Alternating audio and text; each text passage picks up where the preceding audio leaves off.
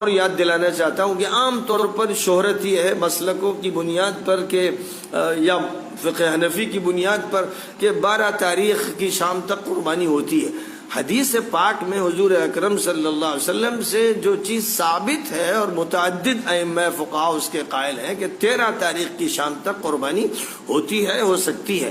اس لیے ہمیں چاہیے کہ ہم ان حدیثوں کو اپنے سامنے رکھیں۔ امام ابو حنیفہ، امام مالک، امام شافعی، امام احمد سب نے یہ فرمایا کہ اگر تم کو کوئی صحیح حدیث ملتی ہے تو میرے مسلک کو دیوار پر پٹخ کے مار دو اور وہ اس حدیث پہ عمل کرو۔ تو 13 تاریخ کو بھی قربانیاں ہونی چاہیے، ان کا اہتمام کیا جائے۔ یہ سب ایام التشریق ہیں، اور تشریق کے معنی ہوتے ہیں دھوپ دکھا کر گوشت کو سکھانا۔ تو چونکہ صحابہ کرام کا یہ معمول تھا اور حضور پاک علیہ الصلوۃ والسلام نے اس کی تعلیم دی تھی کہ 10ویں تاریخ، 11ویں تاریخ، 12ویں تاریخ، 13ویں تاریخ کو گوشت کاٹا جائے، سکھایا جائے اور اس کا پھر دیر تک استعمال ہو سکے۔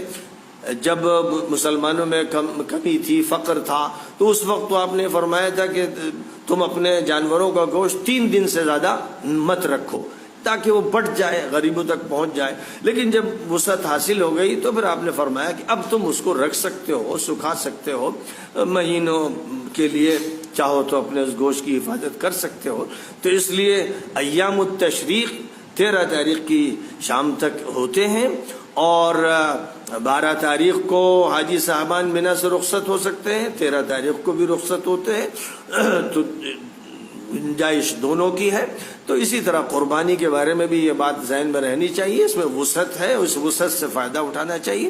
جس نے قربانی 12 میں کر لی تو اب ضرورت نہیں، لیکن کرنی ہے تو 13 کو بھی کر سکتا ہے۔ یہ مسئلہ بھی لوگوں کے ذہن میں رہے، اس میں تنگی نہیں پیدا کرنی چاہیے۔